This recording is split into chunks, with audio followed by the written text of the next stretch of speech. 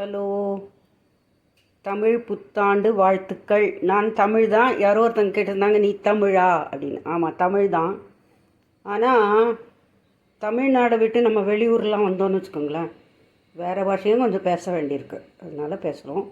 ஆனால் என்னோடய audio books பார்த்தீங்கன்னா, ராமாயணம், மகாபாரதம், சித்தர் வரலாறு, ஸ்கந்த புராணம், ராகவேந்தர் சரித்திரம், ஏகப்பட்டது போட்டிருக்கேன். ஆடியோ புக்ஸ் பை மீனாயர். அது நீங்கள் பார்த்தீங்கன்னா தமிழா அப்படின்னு கேட்க மாட்டீங்க, தமிழே தான்.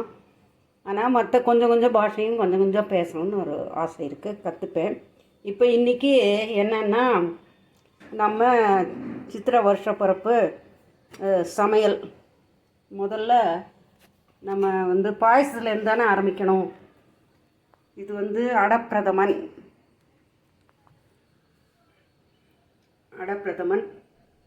அடுத்தது பச்சடி. இது மாங்காய் பச்சடி. அப்புறம் பொரியல், அவரைக்காய் பொரியல். இது அறுசுவை பச்சடி.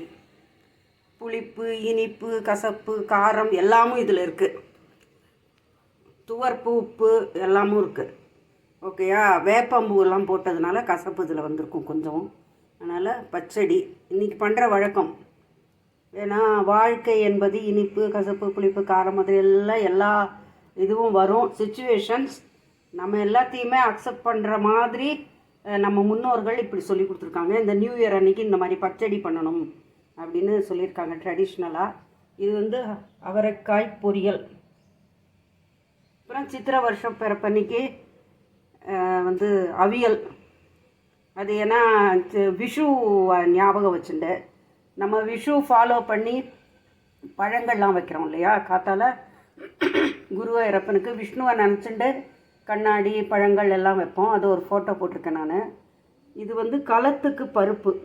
பண்டிகை நாட்களில் இப்படி நம்ம துவரம்பருப்போட பயன் மறந்துடாமல் இருக்கிறதுக்காக ஃபஸ்ட்டு நம்மளோட ரிசர்ச் பண்ணியே கண்டுபிடிச்சிருக்காங்க. துவரம்பருப்பு கொஞ்சமாக உப்பு போட்டு நெய் விட்டு ஃபஸ்ட்டு சாதத்தோடு பிசைஞ்சு சாப்பிட்ணும். அது ரொம்ப ஹெல்த்தி. இது நெய்யே, புத்துருக்கு நெய்யே புதுசாக உருக்கிறது. அதுக்கப்புறம் இது சுட சுட சாதம். ஓகேயா? அடுத்தது இது சாம்பார். வெண்டைக்காய் அரைச்சி விட்ட சாம்பார். இது ரசம். இது பருப்பு வடை. இதில் துவரம்பருப்பு 1 டம்ளர் அப்படின்னா கடலைப்பருப்பு 1/2 டம்ளர் போட்டு, வத்த மிளகா ஒரு 4, உப்பு, பெருங்காயம், முந்திரி பருப்பு, கொத்தமல்லி பொடி பொடியாக நறுக்கினது எல்லாம் போட்டு அரைச்சிருக்கோம். இது வடை, பருப்பு வடை. இப்போ இதெல்லாம் நைவேத்தியம் பண்ணியாச்சு சாமிக்கு. ஸோ இப்போ எல்லாருக்கும் சாப்பாடு போடுறோம். அவ்வளோதான்.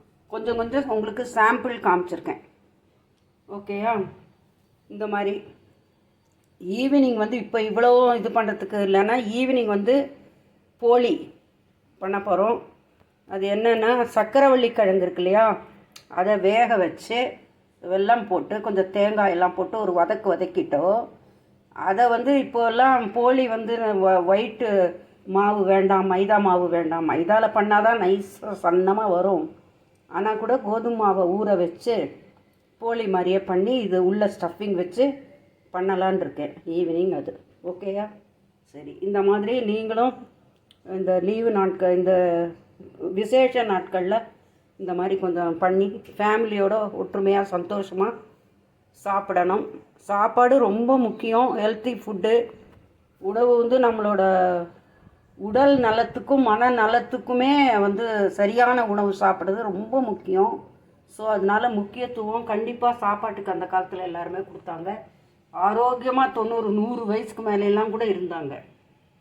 சரியா? அதனால் பெரிய நடைப்பயிற்சிலாம் கூட பண்ண மாட்டாங்க.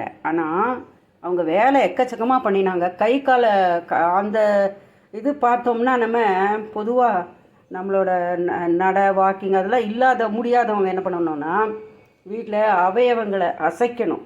கை கால் மாஸ்டில் ஸ்கூலில் சொல்லி கொடுத்துருப்பாங்களே, அதெல்லாம் மைல்டாக கேர்ஃபுல்லாக வயசானவங்க ரொம்ப எதையா பிடிச்சிண்டு சப்போர்ட்டோட கேர்ஃபுல்லாக பண்ணணும். ஓகே, தெய்வ அருள் உங்கள் எல்லாருக்கும் கிடைக்கணும். All the best. வரும் வருடங்களில் நீங்கள் எல்லோரும் ரொம்ப ஹாப்பியாக இருக்கணும் அப்படின்னு வேண்டிக்கிறேன். Thank you for your support. Thank you.